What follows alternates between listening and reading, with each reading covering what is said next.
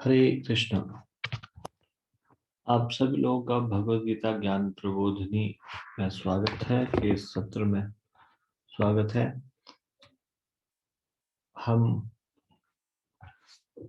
5वां अध्याय आत्मा के विज्ञान से चर्चा कर रहे हैं। इससे पहले कि हम ये चर्चा को आगे बढ़ाएं, कृपया आप सब लोग मंगलाचरण पढ़ लीजिए। ओम अज्ञानतिमिरान्धस्य ज्ञानाञ्जनशलाकया चक्षुरुन्मीलितं येन तस्मै श्रीगुरुवे नमः। श्री चैतन्य मनोभीष्टं स्थापितं येन भूतले स्वयं रूपः कदा मह्यं ददाति स्वपदान्तिकम्। वन्देऽहं श्रीगुरोः श्रीयुतपदकमलं श्रीगुरुन् वैष्णवांश्च श्रीरूपं सागरजातं सहगण रघुनाथान्वितं तं सजीवं साद्वैतं सावधूतं परिजनसहितं कृष्ण चैतन्य देवं श्री राधा कृष्ण पादान् सहगण ललिता श्री विशाखान्वितांश्च। हे कृष्ण करुणा सिंधु दीनबंधु जगतपते गोपेश गोपिका कांत राधा कांत नमोस्तुते। तप्त कांचन गौरांगी राधे वृंदावनेश्वरी वृषभानुसुते देवी प्रणमामि हरिप्रिये। वंशाकल्पतरुभ्यश्च कृपा सिन्धुभ्य एव च पतितानां पावनेभ्यो वैष्णवेभ्यो नमो नमः। जय श्री कृष्ण चैतन्य प्रभु नित्यानंद श्री अद्वैत गदाधर श्रीवासादि गौर भक्तवृंद। हरे कृष्ण कृष्ण कृष्ण हरे हरे, हरे राम राम राम हरे हरे।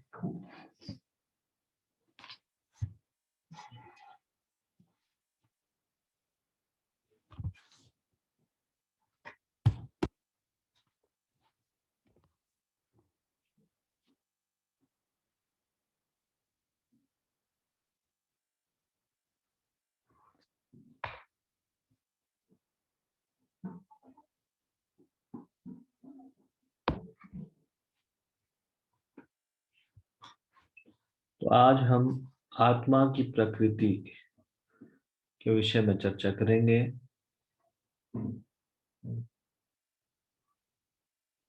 कृपया इसको डिस्प्ले कीजिए प्रभु जी।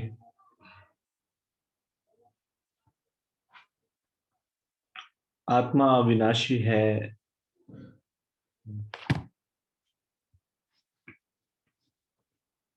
आत्मा की प्रकृति मतलब नेचर ऑफ सोल। तो पहली चीज सोल के बारे में, आत्मा के बारे में। आत्मा क्या है? इंडिस्ट्रक्टेबल, इंडेस्ट्रक्टिबल, मतलब जिसका नाश नहीं किया जा सकता।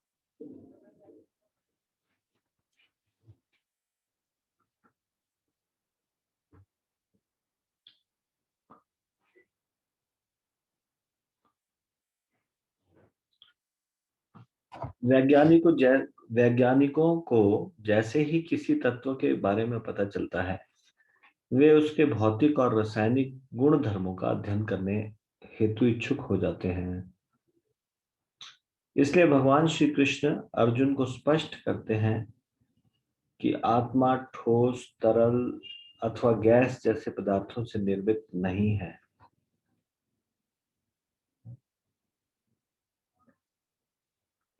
भगवत गीता के दूसरे अध्याय का 23वां श्लोक 2.23।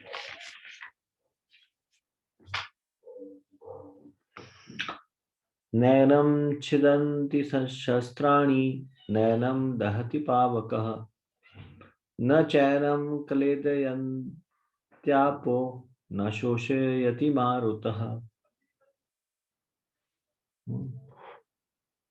आत्मा को न तो कभी किसी शस्त्र द्वारा खंडित किया जा सकता है,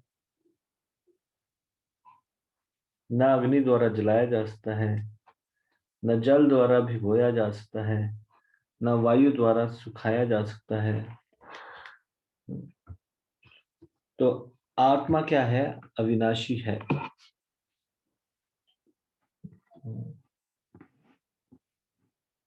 किसी भी चीज से आत्मा को नष्ट नहीं किया जा सकता, ना अग्नि के द्वारा, ना जल के द्वारा,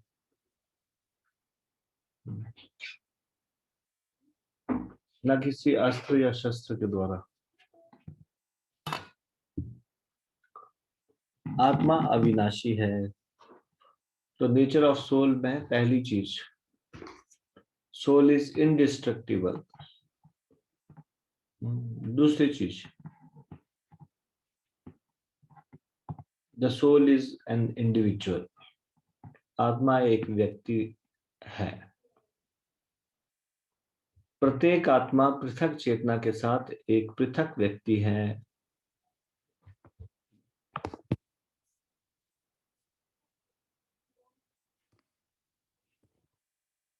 आप अपने शरीर, मन, बुद्धि व मिथ्या अहंकार से अभिज्ञ हैं। मैं आपके सिर दर्द को अनुभव नहीं कर सकता और आप यह नहीं जान सकते कि मैं क्या सोच रहा हूं, किंतु भगवान इस सृष्टि के कण कण से अभिज्ञ है। भगवत गीता के दूसरे अध्याय के 12वें श्लोक और भगवत गीता के 15वें अध्याय के 7वें श्लोक के तात्पर्य में इस विषय में विस्तार में बताया गया है।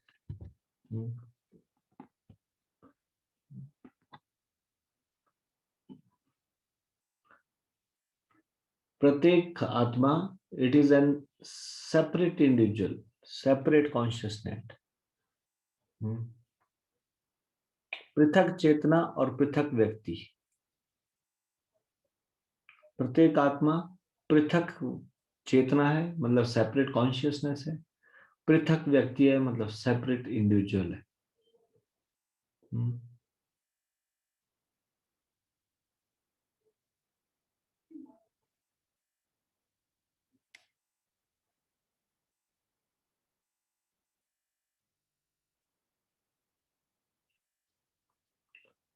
हर एक व्यक्ति अपने शरीर के बारे में जान सकता है, किसी और के शरीर के बारे में नहीं जान सकता। परंतु भगवान इस संसार, इस क्रिएशन के एक प्रत्येक छोटे छोटे पार्टिकल के बारे में भी जानते हैं। इस ब्रह्मांड में किसी भी कोने में कोई छोटा सा पार्टिकल भी है, धूल का छोटा सा कण भी है, उसके विषय में भी जान सकते हैं। हमारी चेतना इस शरीर में फैली है, भगवत चेतना पूरे ब्रह्मांड में फैली है। तो आत्मा एक सेपरेट इंडिविजुअल है, सेपरेट कॉन्शियसनेस। तीसरा महत्वपूर्ण चीज नेचर ऑफ सोल में, आत्मा का स्वरूप होता है, the soul has a form.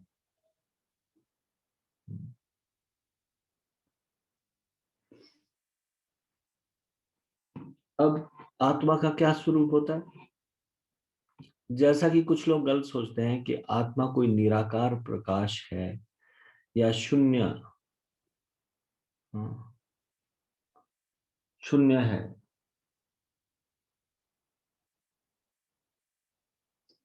तो ये गलत है। Spirit soul is not some impersonal light. आत्मा एक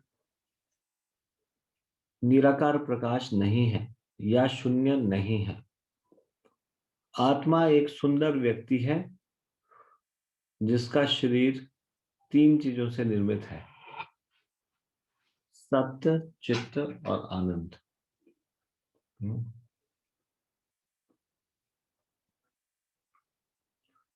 तो सोल हैज ए फॉर्म।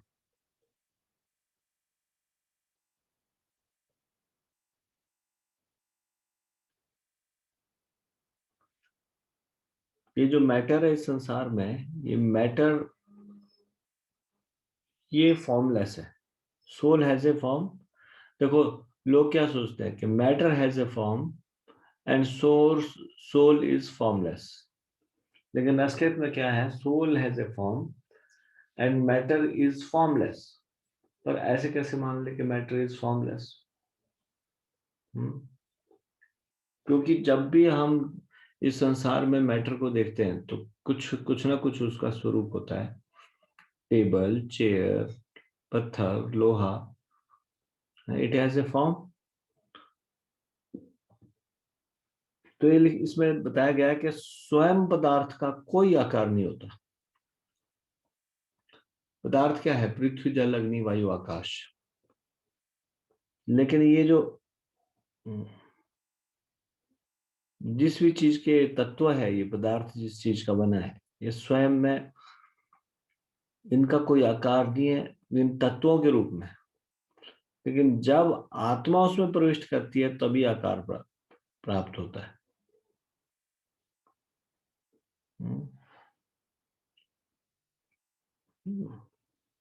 अब मेरा एक प्रश्न है यहाँ आपसे। यहाँ पे लिखा है जैसे स्वयं पदार्थ का कोई आकार नहीं होता, पदार्थ आकार तभी प्राप्त करता है जब आत्मा उसमें प्रविष्ट करती है। अब ये बताओ कि लोहे का टुकड़ा है या मिट्टी का ढेला है या फिर एक पत्थर की चट्टान से एक टुकड़ा गिरा पत्थर, इसका एक फॉर्म है, ये मैटर है। पर ये बोल रहे हैं कि मैटर और सोल जब मिलते हैं तभी फॉर्म बनता है। नहीं, हाँ, कोई भी चीज अपना स्वरूप तब प्राप्त करता है सोल के कारण, आत्मा जब उसमें प्रविष्ट करती है। तो आप बताइए उसमें कौन सी आत्मा प्रविष्ट की? आपने एक हथौड़ी ली, हथौड़ी में लोहे की बनी हुई हथौड़ी है, तो उसका शेप तब बनता है किसी भी संसार में किसी भी मैटर का जब उसमें सोल प्रवेश करती है। ऐसे लिखा गया है यहाँ पे, है ना? ऐसे लिखा है ना, स्वयं पदार्थ का कोई आकार नहीं होता, पदार्थ आकार तभी प्राप्त करता है जब आत्मा उसमें प्रविष्ट करती है। अब मुझे ये बताइए उसमें कौन सी आत्मा प्रविष्ट कर गई? एक हथौड़ा है, हथौड़ा बड़ा, उसका शेप है कुछ? कृपया हाथ खड़ा कीजिए, please raise your hand.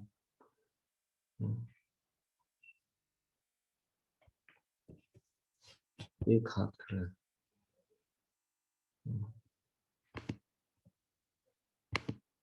Yes माता जी बताइए। हरे कृष्णा प्रभु जी, दंडवत प्रणाम।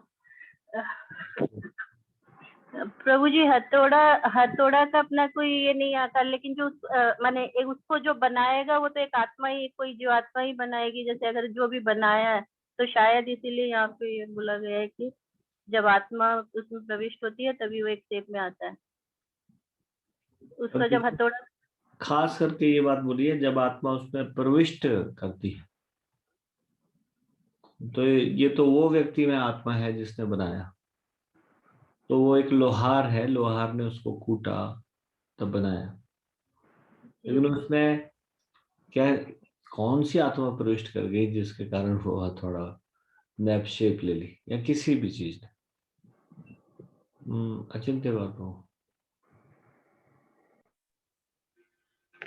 हरे कृष्ण धन्यवाद जी। प्रभु जी, जैसे इंडिविजुअल जीवात्मा के बारे में बताया जा रहा है, तो प्रभु जी जैसे आपने हथौड़ा का जो बता रहे थे प्रभु जी एग्जांपल, तो प्रभु जी इसमें इंडिविजुअल जीवात्मा तो नहीं होगी, लेकिन हर एक एटम में, हर एक छोटे छोटे कण में भी भगवान जो है वो विराजमान है।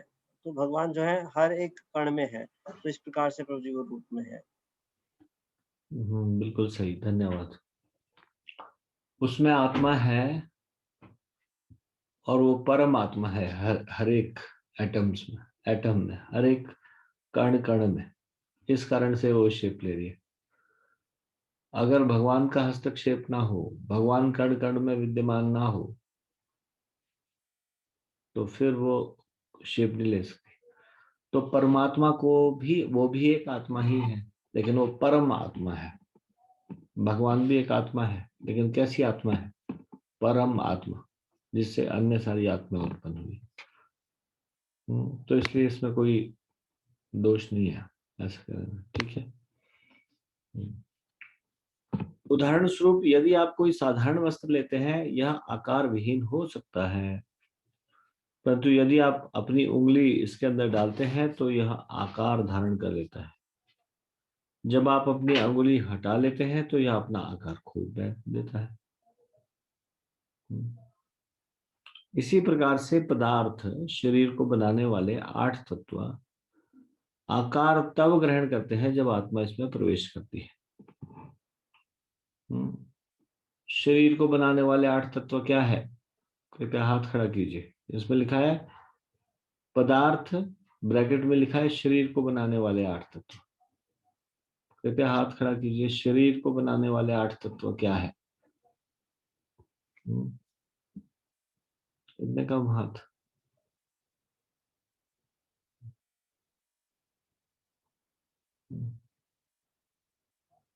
पदार्थ यानी कि शरीर को बनाने वाले 8 तत्व।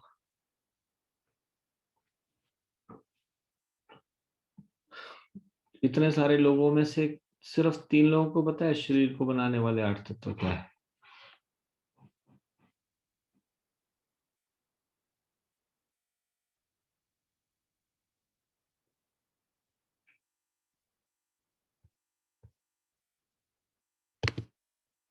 सुमन शर्मा माता जी बोलिए।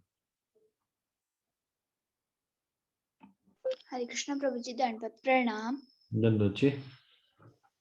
प्रभु जी, अग्नि जल वायु पृथ्वी आकाश मन बुद्धि और अहंकार। ठीक है, वेरी गुड वेरी गुड। हरे कृष्ण प्रभु जी, दंडवत प्रणाम। सुमन माता जी की बेटी ने बताया? यस प्रभु जी। ठीक है, वेरी गुड।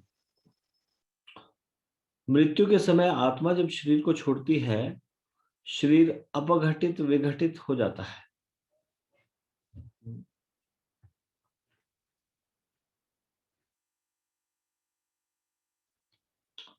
मतलब इसको अंग्रेजी में यदि बोला जाए तो जैसे ही सोल बॉडी से चली जाती है तो बॉडी डिकम्पोज हो जाता है, डिसइंटीग्रेट हो जाता है और इसका फॉर्म विघटित हो जाता है। मतलब अपघटित और विघटित हो जाता है। अपघटित और विघटित।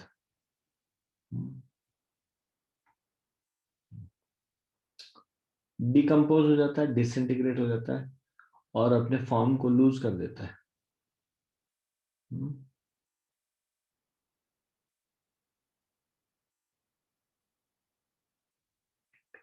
और अपना आकार खो देता है। इसलिए पदार्थ आकार विहीन है।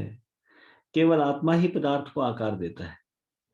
एक मेज या कुर्सी का आकार हो सकता है, तथापि यह मृत पदार्थ है। पदार्थ आकार केवल तभी ग्रहण करता है जब आत्मा इसे चालित करती है। उदाहरण स्वरूप एक मेज को आकर एक आत्मा बढ़ई द्वारा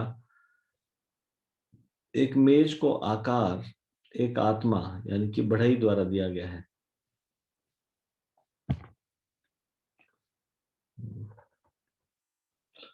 तो बॉडी बॉडी या कोई भी चीज कुछ समय के बाद परिवर्तित हो जाती है, नहीं? अपना आकार खो देती है, डिकम्पोज हो जाती है, डिसइंटीग्रेट हो जाती है। तो ऐसे ही पदार्थ आकार ही है और आत्मा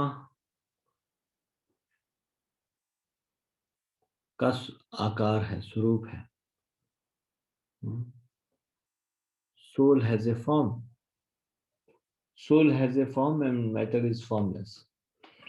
देखिए सामान्यतः लोगों की धारणा क्या होती है? Soul does not have a form and matter has a form. लेकिन यहाँ थोड़ी अलग चीज सिखाई जा रही है। यहाँ बताया जा रहा है कि soul has a form but matter does not have a form. वो मैटर को फॉर्म मिलता है जब सोल उसमें प्रवेश करते है ना। थोड़ा सा अलग नजरिया है ना। आत्मा सनातन है। The soul is eternal.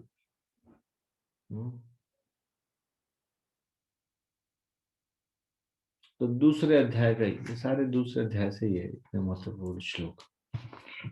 दूसरे अध्याय का 20वां श्लोक।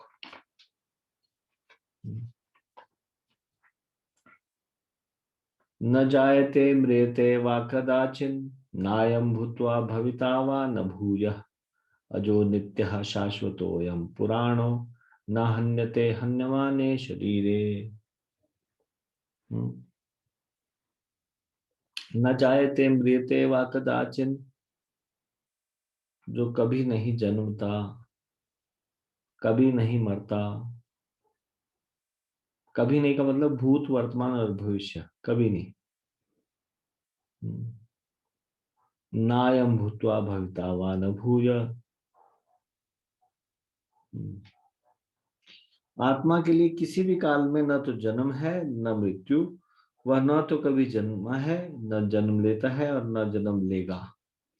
वह अजन्मा, नित्य, शाश्वत तथा पुरातन है। शरीर के मारे जाने पर वह मारा नहीं जाता। शरीर मारा जाता है लेकिन आत्मा नहीं मारा जाता।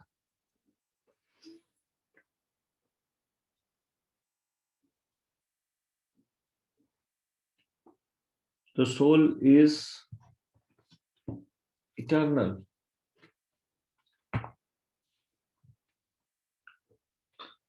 नेक्स्ट नेचर ऑफ सोल है, आत्मा की प्रकृति है। आत्मा का सत्य चित आनंद रूप है। सोल का जो फॉर्म है वो क्या है? सत्य चित आनंद।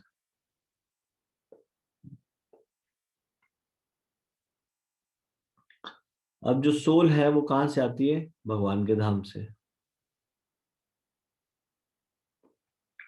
और वहां पे उनका किस चीज की बनी होती है सोल? स्पिरिचुअल बॉडी होती है। कैसे? आध्यात्मिक शरीर होता है। किस चीज का? सत्य इटर्निटी, चित्त नॉलेज, और आनंद मतलब ब्लिस। इटर्निटी, नॉलेज और ब्लिस का सत्य, चित्त और आनंद। सत्य मतलब शाश्वतता, चित्त मतलब ज्ञान, और आनंद मतलब ब्लिस।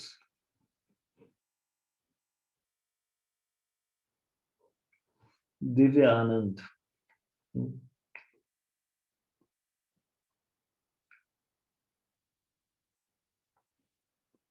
परंतु जब आत्मा स्वतंत्र भोक्ता बनने की इच्छा रखता है, उसको भौतिक जगत में भेज दिया जाता है, जहां वो भौतिक शरीर से पाशबद्ध हो जाता है।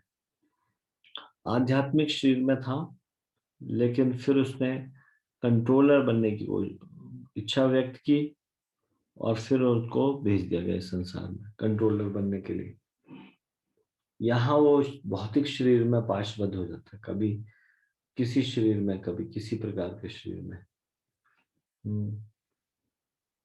हम दुख क्यों भोगते हैं? क्योंकि सच्चित आनंद आत्मा असत, अचित और निरानंद शरीर में पाशबद्ध हो जाता है, जिसमें बहुत बड़ी असंगतता असंगतता होती है, जो कष्ट और दुखों का कारण बनती है। हम सब आसानी से देख सकते हैं कि हम विद्यालयों तथा महाविद्यालयों में जाकर ज्ञान को प्राप्त करने में लगे रहते हैं।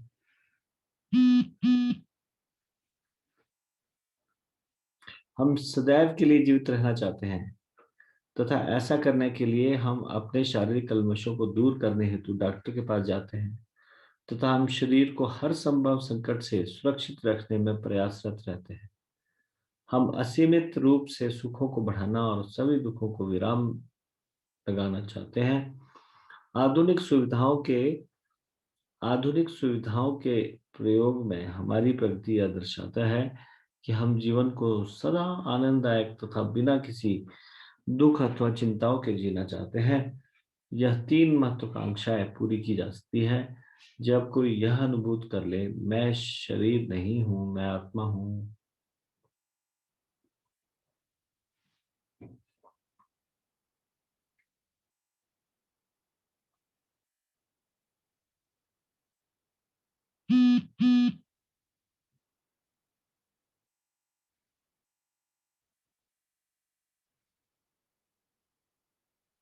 नेक्स्ट है,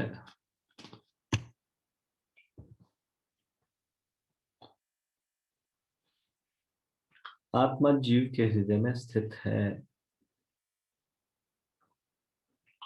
soul is situated in the reign of the heart. Soul कहाँ सिचुएटेड है? हृदय में स्थित है।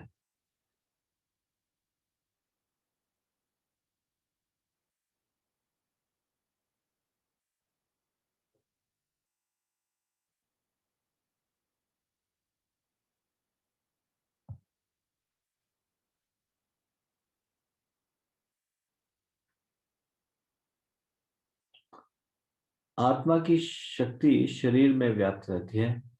जैसे एक दिया एक कमरे को प्रकाश से भर देता है। दिया जो पूरे कमरे को प्रकाश देता है, कमरे के कोने में पड़ा हो सकता है। इसी प्रकार से आत्मा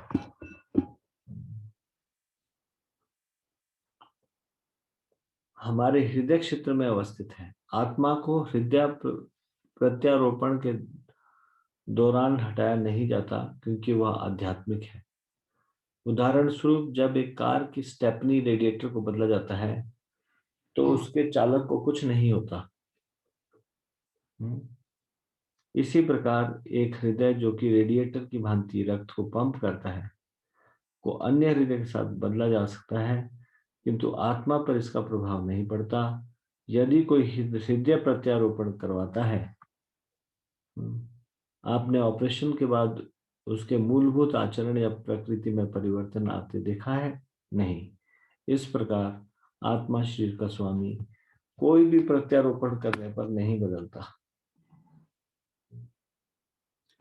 अब अगर ये मन में विचार आए कि यदि आत्मा हृदय में स्थित है, तो फिर वो कैसे हृदय, कई बार हार्ट ट्रांसप्लांट सर्जरी होती है, तो वो कैसे होती है? तो पहले तो हृदय में स्थित है, लेकिन चेतना पूरे शरीर में फैली गई है। जैसे एक कमरे में एक जगह पे दीपक है, लेकिन प्रकाश चारों तरफ फैला हुआ है। सारे कमरे को रोशनी देता है, एक जगह दीपक होने के बावजूद भी पूरे कमरे में रोशनी है। तो ऐसी आत्मा भी हृदय में है, लेकिन उसकी चेतना पूरे शरीर में फैली है। अब जब हार्ट ट्रांसप्लांटेशन होता है तो सोल क्यों वहां से हटती नहीं है? क्योंकि इट इज स्पिरिचुअल। जो भौतिक चीजों को हटाने से नहीं हटेगी, उसको छू भी नहीं सकते आप उसको। आप वो भगवान के द्वारा वहां स्थापित की गई है और पूरे शरीर में फैली है।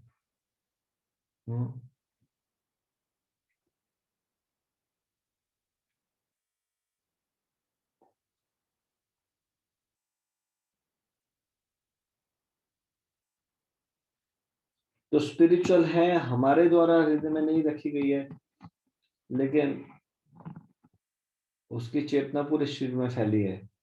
तो यहाँ पे बताया कि जैसे रेडिएटर होता है कार का, रेडिएटर से सब जगह को पंप होता है, वो पानी थोड़ा ठंडक रखता है इंजन को। तो अगर रेडिएटर चेंज कर दिया जाए कार का, या स्टेपनी चेंज कर दी जाए, तो ड्राइवर को कोई फर्क नहीं पड़ता। उसी प्रकार से ड्राइवर है आत्मा, शरीर को सारे पंप करने वाला हृदय है, ब्लड को पंप करता है, रेडिएटर की भांति है। ये इसको रिप्लेस किया जा सकता है, पर it does not affect the soul. जब हम किसी का हार्ट ट्रांसप्लांट देखते हैं तो हम देखते हैं उसका बिहेवियर चेंज नहीं होता। ऑपरेशन के बाद उसका पूरा स्वभाव ही बदल गया, ऐसा नहीं होता। वैसी सोल जो ओनर ऑफ द बॉडी है, वो चेंज नहीं होता जब कोई ट्रांसप्लांट होता है। और एक आखिरी आत्मा की प्रकृति यहाँ पे बताई गई है, the size of the soul, आत्मा का आकार। श्रीमद् भागवतम में, उपनिषदों में आत्मा के आकार का वर्णन है। यदि बाल के अग्रभाग को, यानी कि एक बाल की नोक को 100 भागों में विभाजित किया जाए और फिर इनमें से प्रत्येक को 100 भागों में विभाजित किया जाए, तो आत्मा का आकार बाल के अग्रभाग के 1/10,000वें भाग के समान है। श्वेताश्वर उपनिषद 5वें अध्याय का 9वां श्लोक।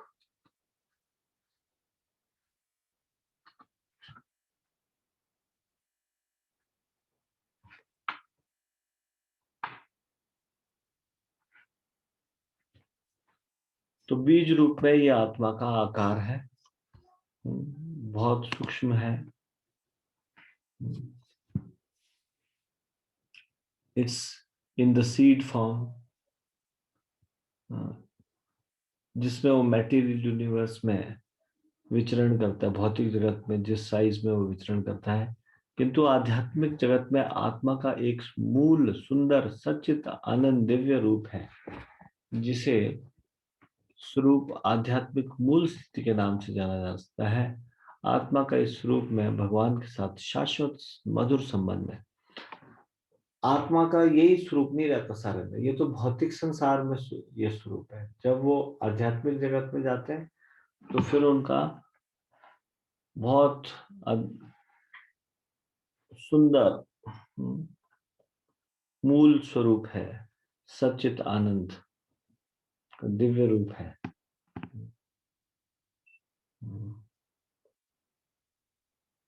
तो आज हम इसको यहीं पे विराम देंगे और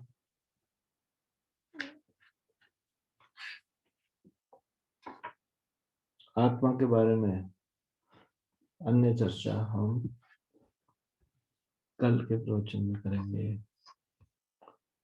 श्रीमद् भगवत गीता की जय, शिल प्रभुपाद की जय, ताई गौर प्रेमानंदे, हरि हरि बोल।